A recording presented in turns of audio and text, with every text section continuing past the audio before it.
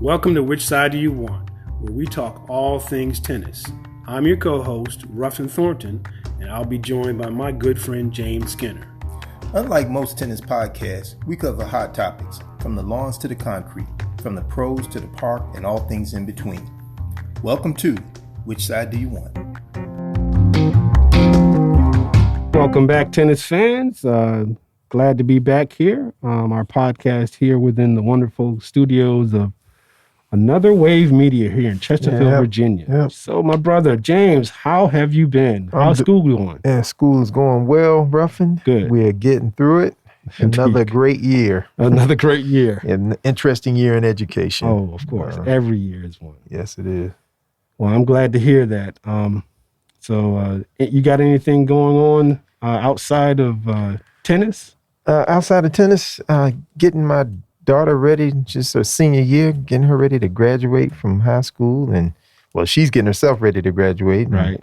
We're doing all kinds of things. She's got an internship she's doing with the VMFA. And cool.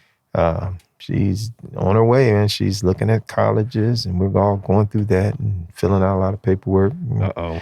Yeah, getting her ready. I can just tell you, just from being a bystander, you're ready for an incredible journey. Yes, we're already in that journey, brother. Yeah. So we've been deciding what she wants to do, but hey, that's what we do. Well, we're behind her 100% all the way. Yeah. So let's talk about our current events. So this week, we're in October, the first week of October. So on the WTA side, we've got a couple tournaments. Ostrava, Czech Republic. We've got the Agile Open, where Barbora Trajikova defeats Igor Swantek in an exciting three-setter. It was a great match. I was really actually, that was one of the matches I was looking forward to. Okay. Yeah, I was because, Igor, we just talked about this. Right. Without a doubt, the best player in the world, women on the WTA. But Trajikova is the one player that I felt, was going to do any damage, she would be the one. Because remember, she had a tear on the WTA almost 2 years ago where she had a really strong showing, and she is still, she's still a player. And they're both very young. So, and I knew this was going to be a barn burner, and it was, because Swantek did her usual, jumped on her, but it was tight. It was close, man. Swantek came up with some big plays in that second set to get that second set won, and she came back in the third and pulled it out. Yeah. That was an outstanding match. Right. So Barbora won. She defeated Igor. Yes. 5-7.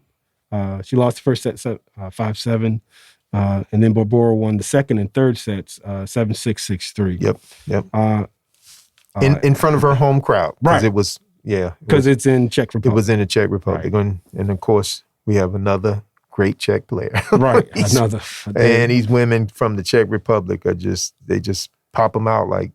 Right. Yeah, they just keep coming. Yeah, they just keep coming. So another tournament that's happening, that's ending this week on the women's side, was in Monster, Tunisia. No connection to our American holiday of Halloween at the end of the month. But Monster, Tunisia had the Jasmine Open Monster, where Elise Mertens defeated I can't really say that Elise Cornet is in form anymore, because by this score, she wasn't. She lost 6-2, 6-0. But that's Elise Cornet. Yeah. I mean, you never know what you're going to get with her, but she is a pro. She is she's a solid pro player, and she has a lot of notches under her belt. She's beat some very good players, but then again, she can lose to anybody too. Yeah. Have emotional breakdowns. So she does what she needs to do to win. Mm-hmm. She just didn't have it today. Not today, And Elise is, she's getting up there. She's in her 30s. But she stayed. But you know what? I give her credit, because she's still fighting, getting to finals, and earning a living as a professional player. Absolutely, she is that woman's professional. Yep. Okay, so on the men's side, we had on our ATP side, we had the return of the true real number one, Novak Djokovic in Astana, Kazakhstan, and the Astana Open. Novak Djokovic defeated Stefanos Tsitsipas, 6'3", 6'4". That score sounds like it was competitive, but that match really wasn't competitive. Novak really was in form, and he looked like Novak of old. Novak want to make a statement. Yeah, he's trying to let these young bucks know, hey, that he's still here. He's still here. He's ready to take some names. Yep. And like we said, we're all out of bubble gum. See, some of you all out there will understand that reference. Refin and I, we understand that reference because we like the same sort of movies. Oh yeah, that and some video games from back in the day. Yes, yeah. So in the last tournament on the men's side that was played, that ended this week in Tokyo, Japan. This was the one. The Rakuten Japan Open. Taylor Fritz. Yeah. Are still our number one American man. Number one American. Defeated an informed Francis Tiafoe, who's been playing better, certainly with his results at the U.S. Open, getting to the semis. Yeah. Being the deciding match at the Laver Cup this year. Yeah. He defeated Francis 7-6, 7-6. Yeah, so, tough match. It was a tough match. Yeah. And but let's understand this. And I know Tiafoe's probably upset, but he has only beaten Taylor Fritz once in his career. And that's a matchup. This was his first chance at a title, bona fide chance at a title this year. Taylor Fritz has 3 titles, I think, on the ATP. Experienced. And I just hope that Tiafoe learns, and I think he does. I think he has. I think he learns from each match, and I think he'll get better. Taylor Fritz he's that player, just has the edge on him, and they've been playing each other since they were juniors. Yeah.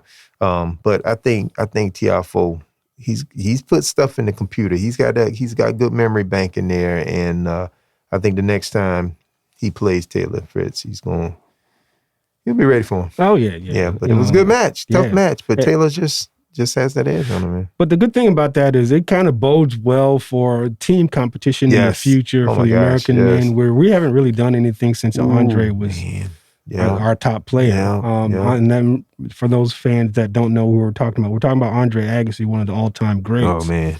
Yeah. We haven't been really, really relevant in the Davis Cup or in team competition since he led us. Yeah. Back in the 90s, I believe, was the last. Was that the last one we won? We haven't won. That's right. We have not won one in the 2000s. I mean, we didn't win with Davis Andy Cup. Roddick. Yeah, so, no. Although Andy Roddick he gave it his college shot too. Yeah, he was a fighter, man. But But this does bode well for us. Yeah, it looks good. I mean, we're all excited. You know, we talked last time. Hoping that the United States would be. Come back and get some players. Yeah. We're still looking for that U.S. man to win a U.S. Open. I think it's coming. I think it's coming. And so we shall see. And 2 Americans in the finals at Rakuten, in Tokyo, that was big, man. There were some good players in that tournament. At the end of the year, that's when you can hang there. As long as you're lucky enough to avoid those major injuries throughout the season, you should be good. Exactly. But so let's talk about our main topic for this podcast. Right. So last time we were here, we talked about all of the retirements that were headlined with Serena and Roger. Yeah. And we also kind of alluded to the fact that the changing of the guard is right around the corner. Well, actually, it's not right around the corner. It's here. Since we talked about some young players that are currently our number one players. They are here. Yes. The future is like I said, is here. When you look at on the men's side, you've got Carlos Alcarez, who's number one in the world. He's 19, very charismatic. And you've got Igor Swantek, just not quite as young, but she's been on the circuit few more years. She's 21, but both players are number one in the world. Yep. So with that changing of the guard, so to speak, let's kind of talk about the upcoming talent that we should be looking at for not only next year, but let's talk about some of the players that are both already in the top 10, both on the men's and women's side, as well as the Americans that are there, as well as some of the other top players. So, sure. So my brother, which side do you want? Do you want to talk about the men's side or do you want the women's side? I think I'll go with the WTA this time, Ruffin. Yeah. And we like you were saying, if we cut off, if we're doing, I think we originally talked about 19 to 21. 19 to 22, yeah. 22, okay. Yeah. And so these are players who were born in 2002. Yeah, this 2001. Century. Yeah, within this century. And so you have a few up in here. You have some young ladies who are burgeoning. The first one, we'll talk about the American side first. Okay.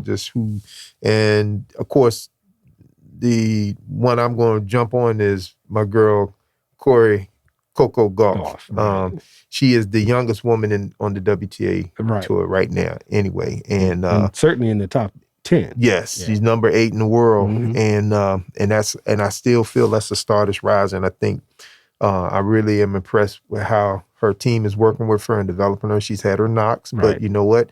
At 17, 18 years of age, she's getting them at the right time. Yeah. And she has not gotten that major title yet, but it's coming. And wait a minute. Now, I hate to interject. Sure. But she has gotten that that's major, a doubles title. She got the doubles title, That's true. Number one, I know, we forgot. Number one doubles player in the world. Absolutely. I think she's the youngest or the second youngest since the Swiss Miss. Yeah.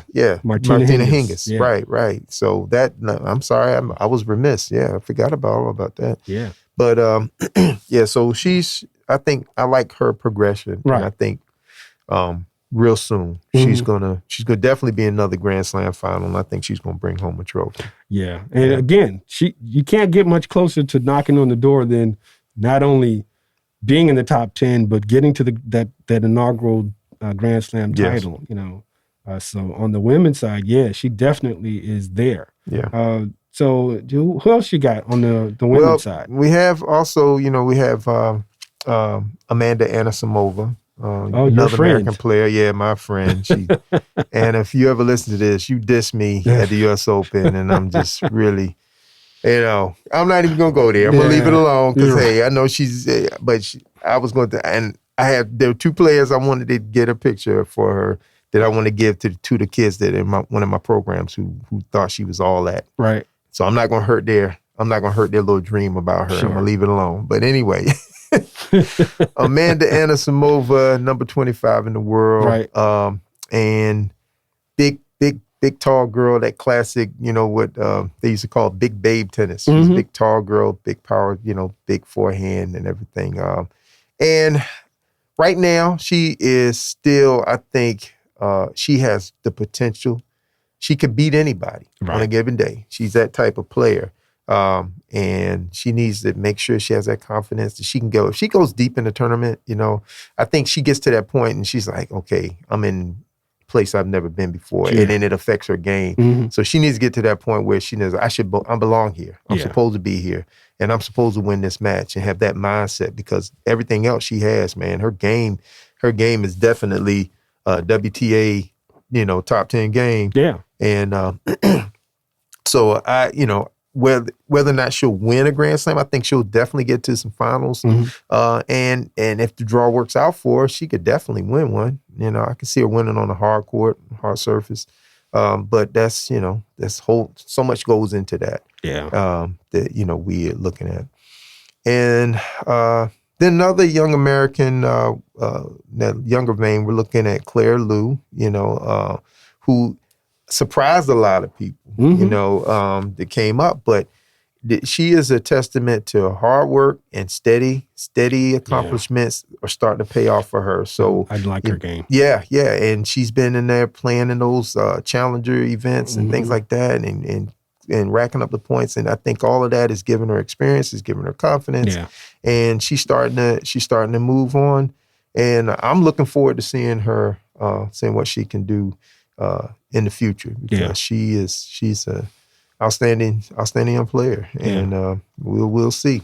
Cool. Good attitude too. She's got that, it's just not doesn't get unfrappable. Yeah. Is that the word? Frazzled, whatever. Unfrazzled. Yeah, she keeps it, her level head. Yeah, she's level head on them, and she's a thinker on the court too, which is important at that level.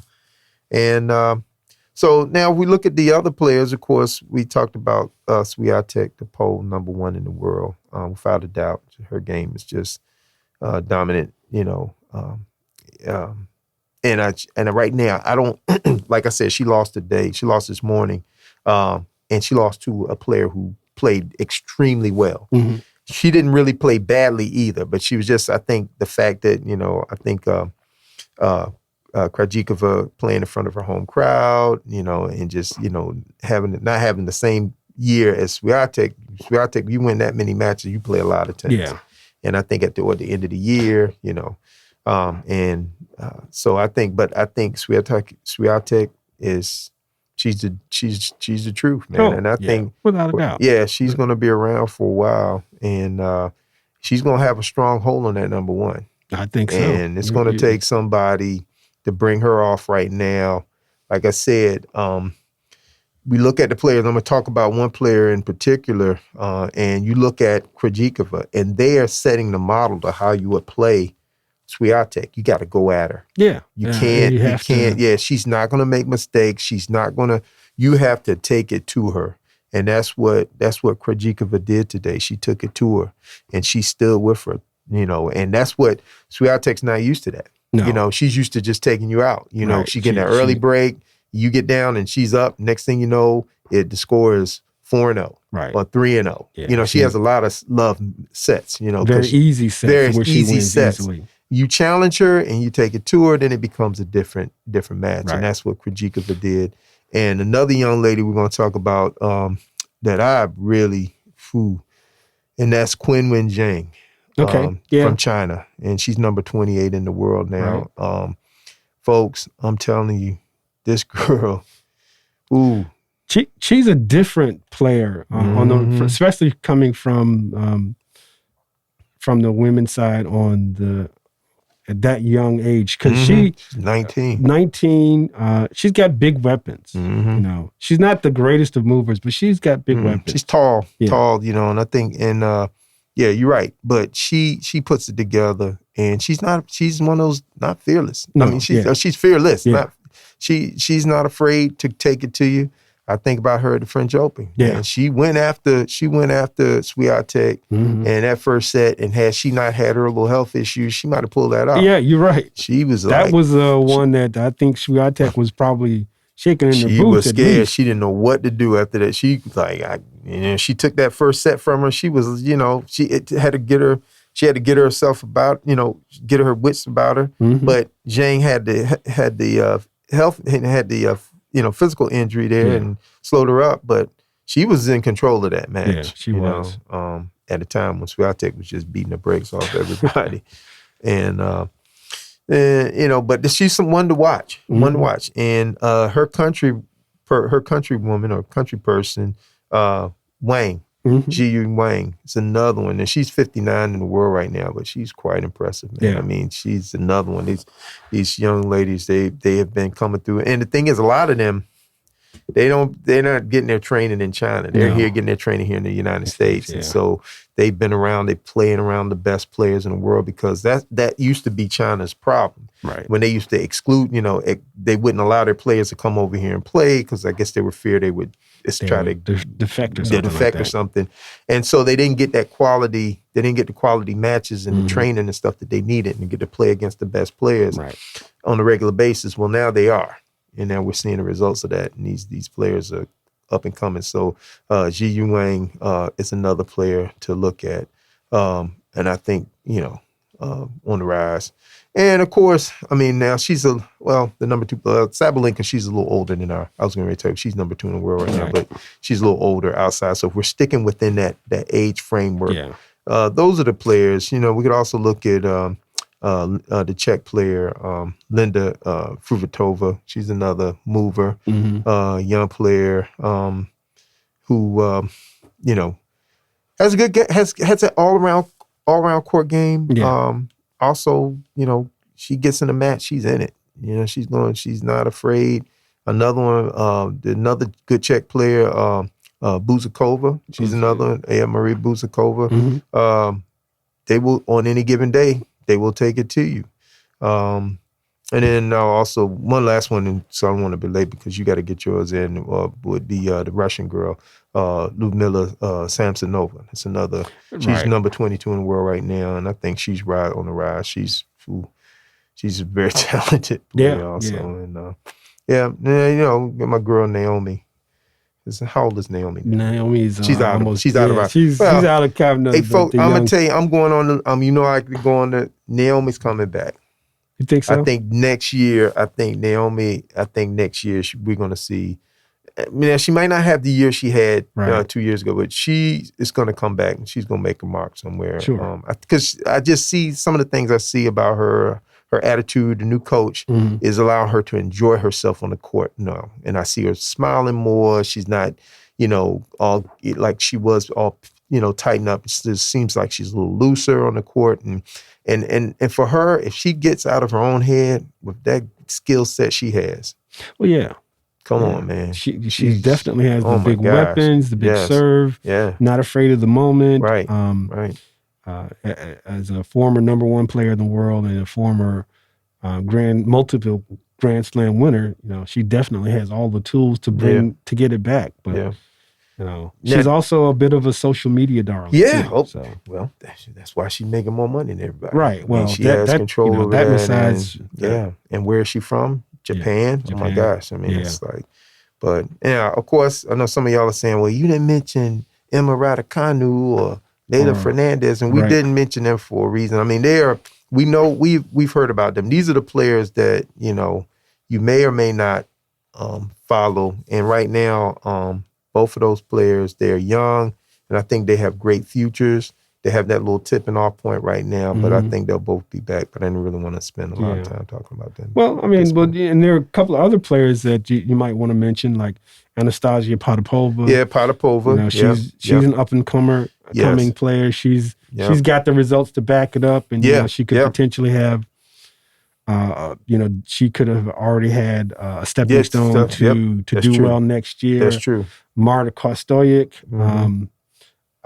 She also one of those young players. She's 20. Both Anna Potapova and Marta are both 20 and 21 respectively. Right. So they've not only had the results this year, but they're primed to do well going forward as long as they don't avoid those major injuries.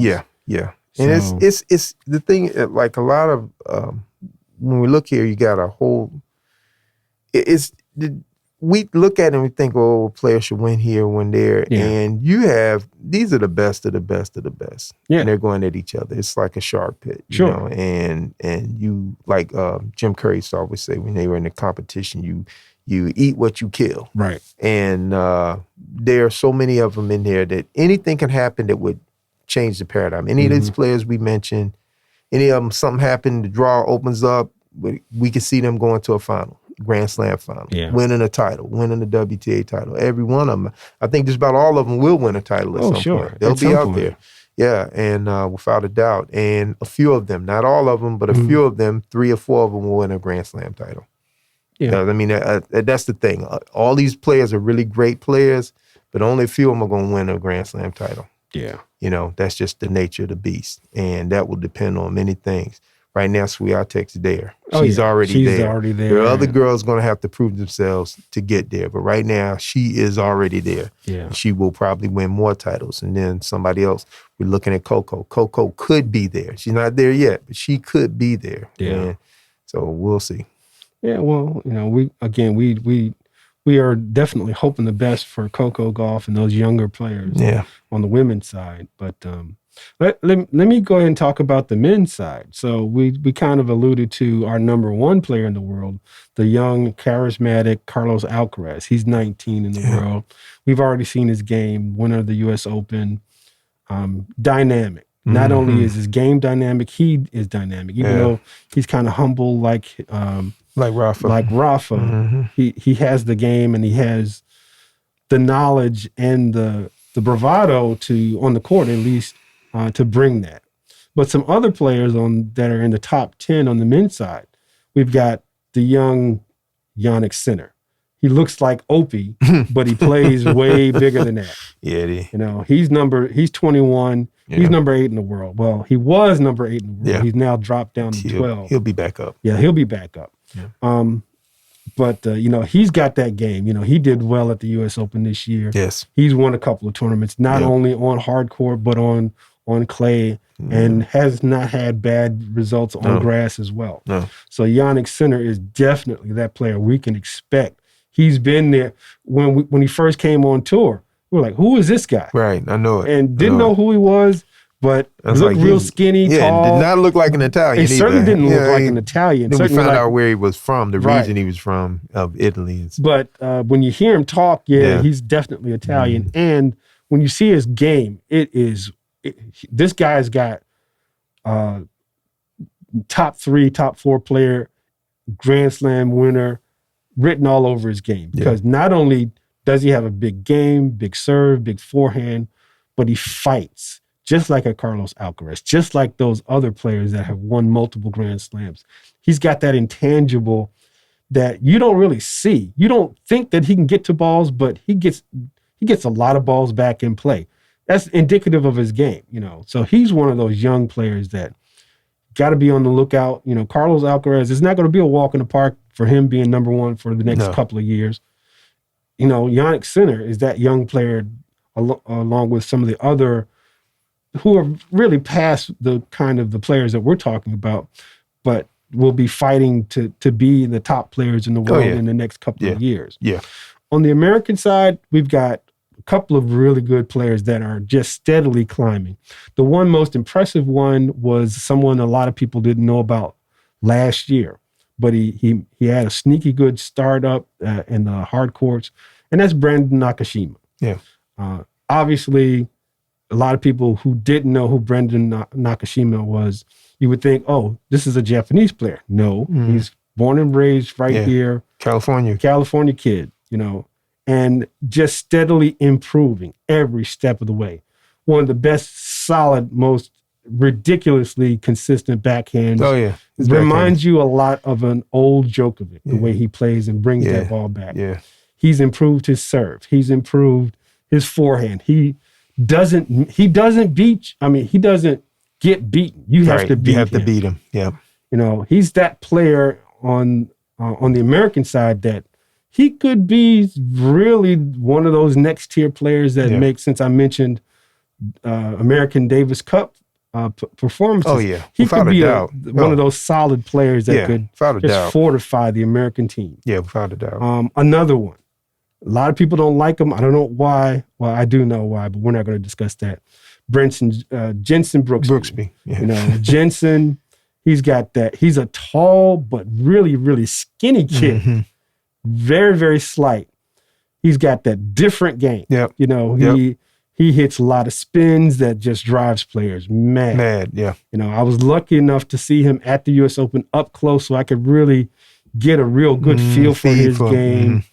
He's definitely a retriever, gets a lot of balls back in play. With his size, you would think that he'd have a bigger serve, but he doesn't have a big serve yet. Mm-hmm. As he improves on that, that's going to give him a lot of free plays, or I should say free points. Mm-hmm.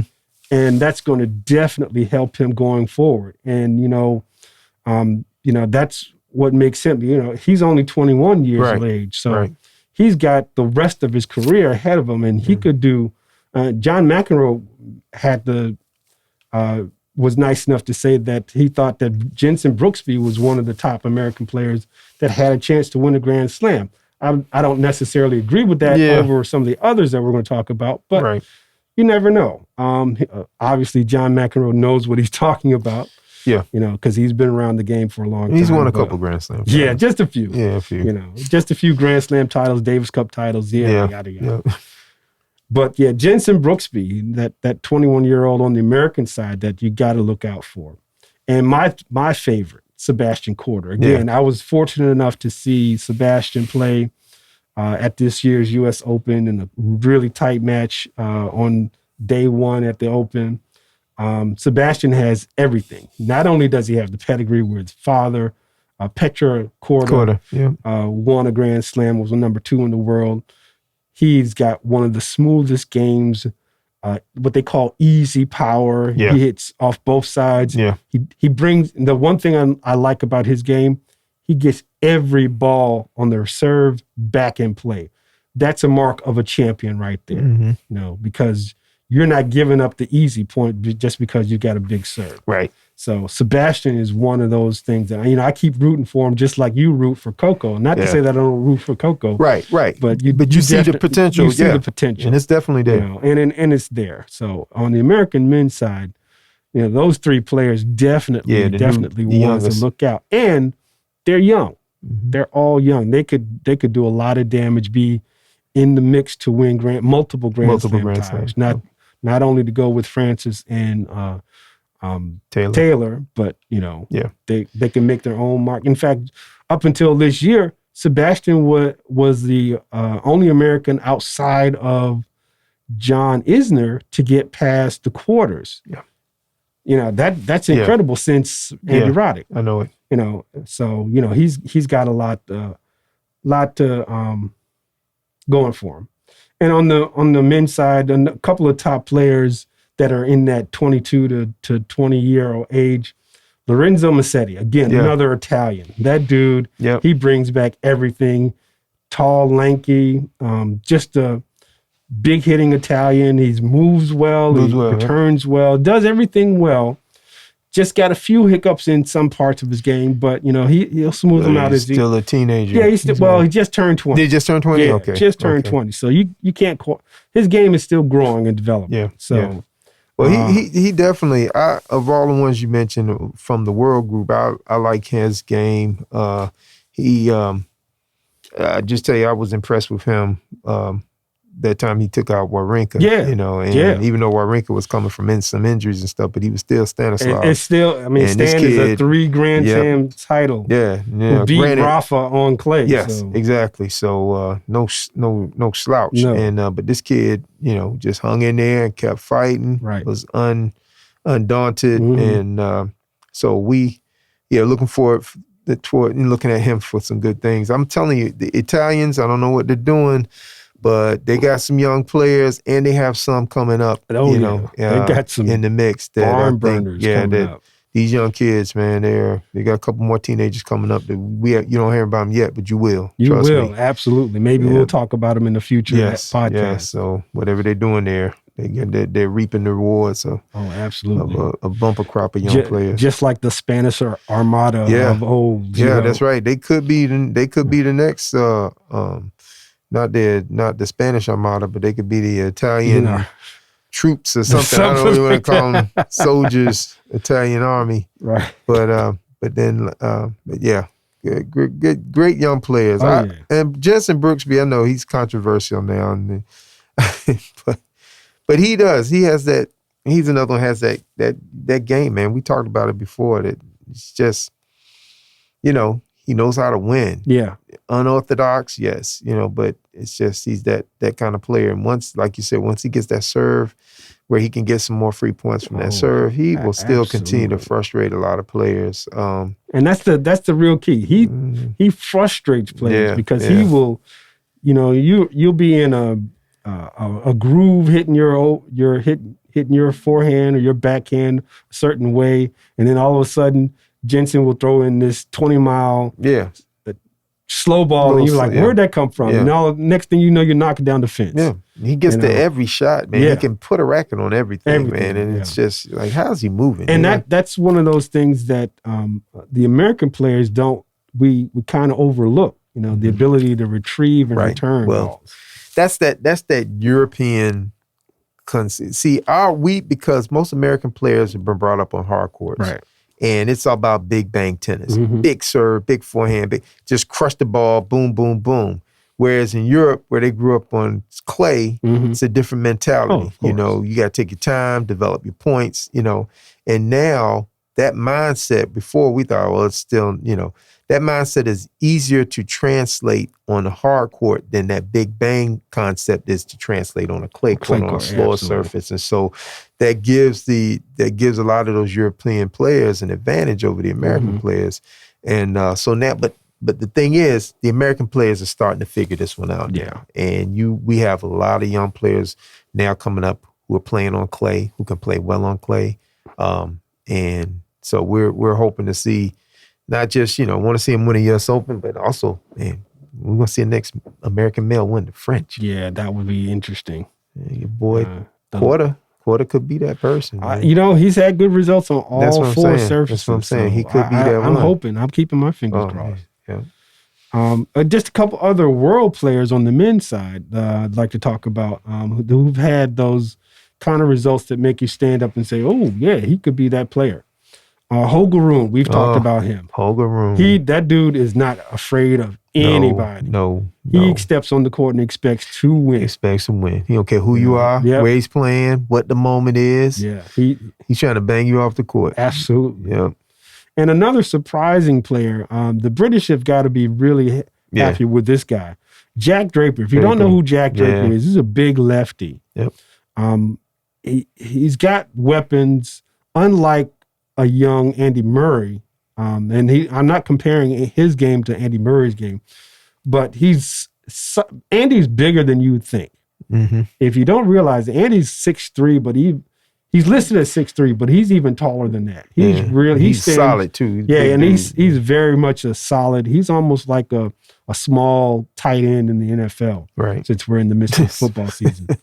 And Jack Draper has got that kind of size. He's a big dude, got big weapons, huge lefty serve. Yeah. I wouldn't say that he moves well, but he still kind of puts the ball out there. Not like a Cam Norrie who gets to everything, brings everything back and doesn't make a lot of errors. Jack Draper can force his will on you on the tennis court. Yeah. And he's one of those young players at 20 that on the men's side, his results have said, hey, I'm here and I'm here to stay. Mm-hmm. And, he's definitely one of those players. Yeah. And we can talk a lot about a lot more players as well, but in the interest of time, we're going to kind of keep it short. So we can bring some more back up later. Yeah, as these other ones coming up the ranks start to making their presence known, we can talk about them too. But there's some other American players too that we'll talk about. There are a couple players coming out of the college ranks that are interesting to look at, and that's we're happy to see players who played a few years in college, or some even played 4 years, but are coming in on the tour and doing some things. That's always good. We should talk about that in a specific no doubt. podcast most definitely geared to the collegiate players, because I know we've mentioned in the past on the women's side, what's her name? I can't think of her name. Lost in the finals of this year's Australian Open.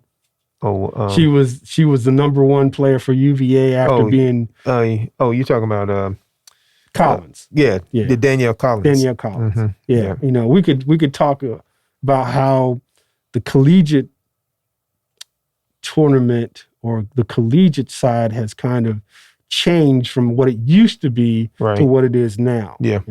But we'll save that for a later time. Well, we'll talk about that, because I was getting ready to jump in, but I'm not going to jump in yet. We're going to leave that back. We'll save that for another time. So normally I'd leave it to you for this segment or this date in tennis. But I got something for you. I want to get it out there. Bring it on, Rafa. In October 3rd of this year, we should be celebrating a young lady, or she's no longer young. Young in spirit, by the name of Billie Jean King. On October 3rd of 2022, it marked a very historic point in time that a lot of people are not aware of. Billie Jean King, back in 1973, became the first pro to win $100,000 in a calendar year. When she won $4,000. Yeah, that was major. When she won $4,000 at a Virginia Slims tournament in Arizona.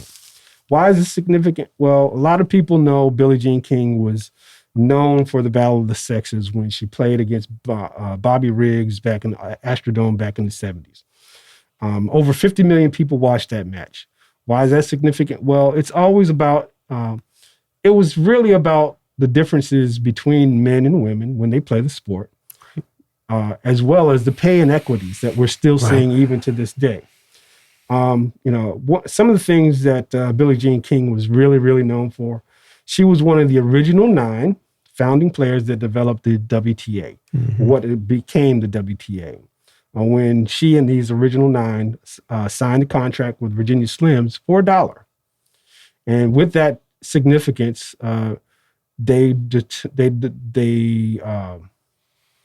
came to an agreement with Virginia Slims, which sponsored a lot of the early tournaments back in the 70s to start a women's tour. Start the women's tour. Yep. And it was, again, all over pay and equity.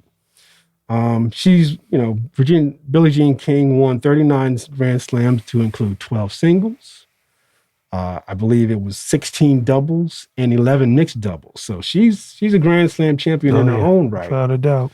And of course, we all know that the USTA honored her back in 2006 by renaming the National Tennis Center to now what's known as the Billie Jean King National Tennis Center, which they hold the U.S. Open. U.S. Open. So that's really what I like to talk about for this point in time in history in tennis.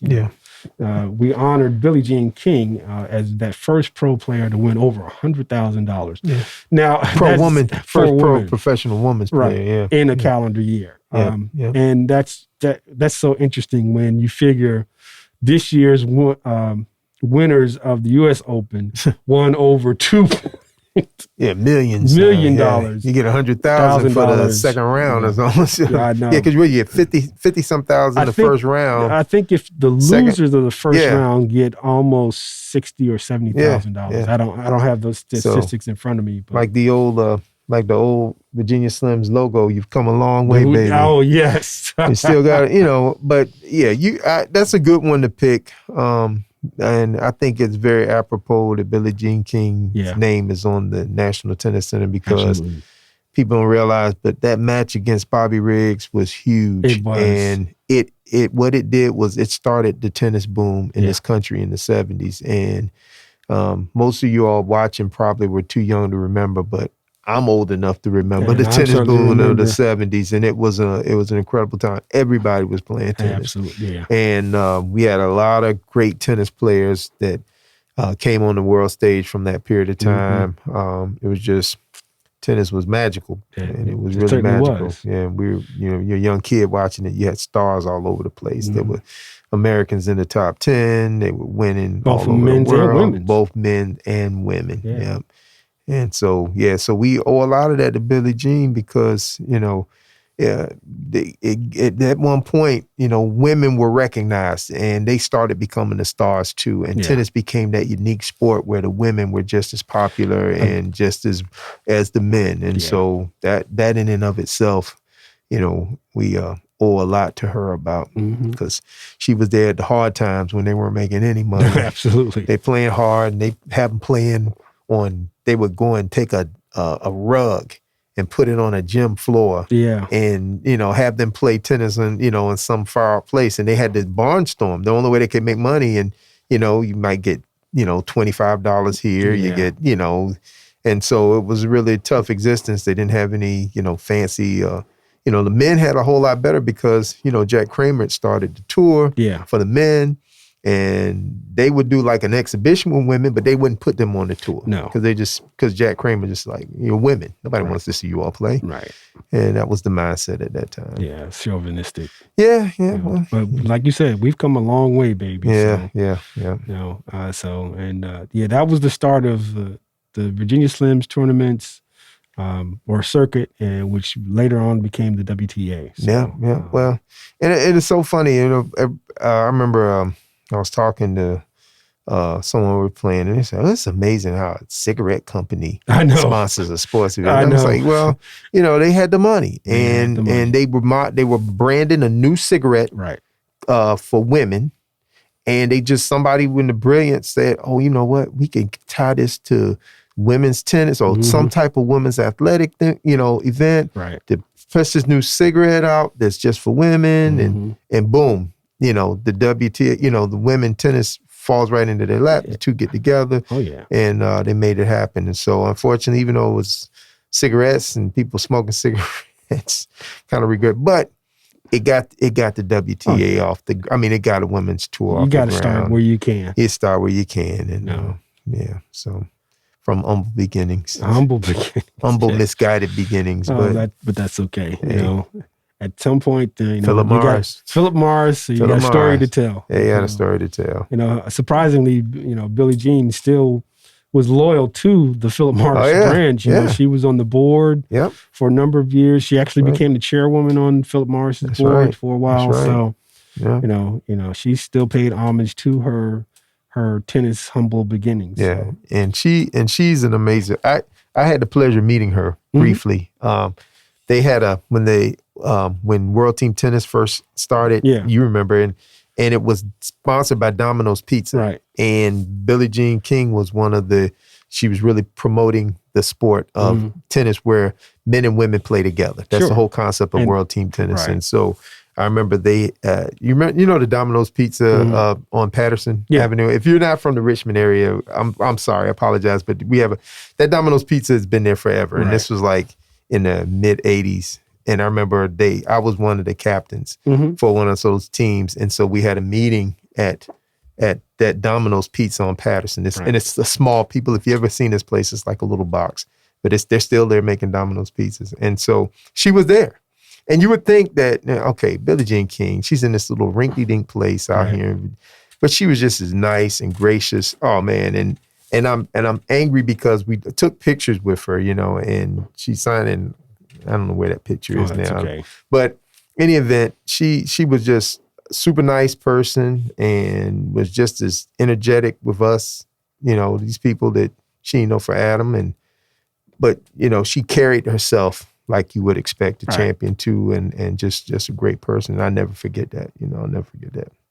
Those memories that stay with you forever. Yeah, because she could have been like, all right, let's hurry up and get this over with. Right. But no, she did the introduction. She welcomed. She thanked us for being captains. She talked about how great this program's going to be, and talked about World Team Tennis, and it was cool. It was cool. Well, great. I appreciate that. It's always nice to have that personal touch in there. Yeah.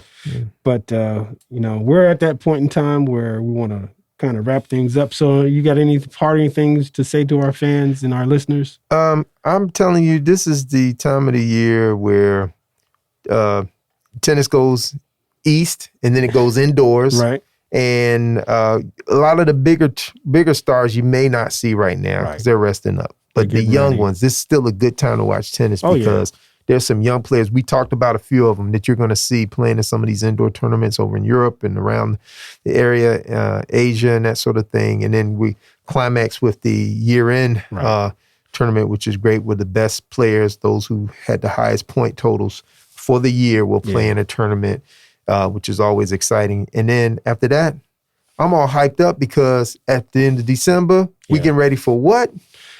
We're getting ready for the Australian Open. You know it. Yeah. And it's back to another Grand Slam season. Yeah. So, be looking forward to that. Looking forward to it. Plus, it's always, tennis is one of those sports that's played almost year round. And it's kind of hard to get in some downtime. So it's always good to potentially figure out or have a plan on what you want to do to prepare for the next season. Exactly. As you and I have played USTA, we take this time, not necessarily to play tournaments, but start to focus on the enjoyment of playing in tournaments. That's right. Not necessarily tournaments, but focusing on league, not necessarily playing leagues, but just getting back, getting healthy, getting that fire back in you from playing after a long time. And on the pro side, it's the same thing. Yeah. I think you're right.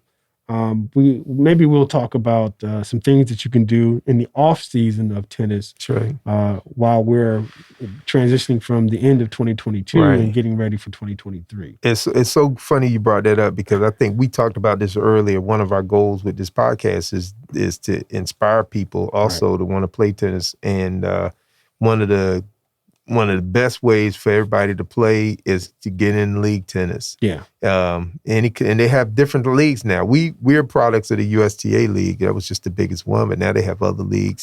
They have flex leagues. They have all kinds of things that will allow you to play at whatever level, even if you're just a beginner and you're just starting. There's a league for you for other beginners who are just starting, and you work your way up. And we're inspiring people. We want to get more people playing tennis. It's the greatest game in the world. It's so much fun. And absolutely, once you start playing that competitive, and I see people play all the time, and the people that enjoy it the most, they may not have the best skills, but they're out there laughing, they're having a good time with their friends, and that's the beauty of this game. Absolutely.